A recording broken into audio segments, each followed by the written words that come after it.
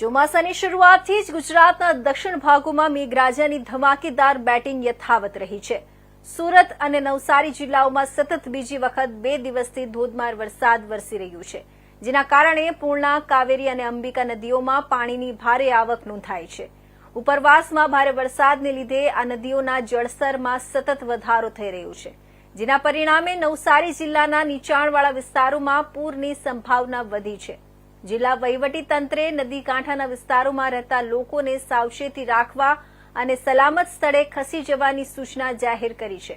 પૂર્ણા નદીનું જળસ્તર 22 ફૂટે પહોંચી ગયું છે, જે તેની ભયજનક સપાટી 23 ફૂટથી માત્ર 1 ફૂટ દૂર છે। આ સ્થિતિને ધ્યાનમાં રાખીને જિલ્લા વહીવટીતંત્રે નીચાણવાળા વિસ્તારોમાં રહેતા લોકોને તાત્કાલિક સાવચેતી રાખવા અને જરૂર પડે તો સલામત સ્થળે ખસી જવા અનુરોધ કર્યો છે। ફાયર વિભાગ અને રાજ્ય ડિઝાસ્ટર રિસ્પોન્સ ફોર્સ એસડીઆરએફની ટીમોને એલર્ટ મોડ પર રાખવામાં આવી છે।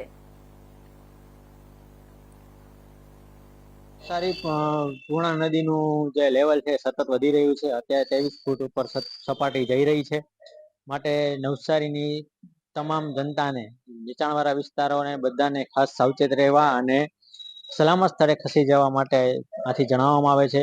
વારે વારે જિલ્લા વહીવટી તંત્ર પણ આ કામે લાગેલું છે અને સૂચનાઓનું અને આપેલ માર્ગદર્શનનું ધ્યાન રાખી ટોટલ લોકો જે છે બધા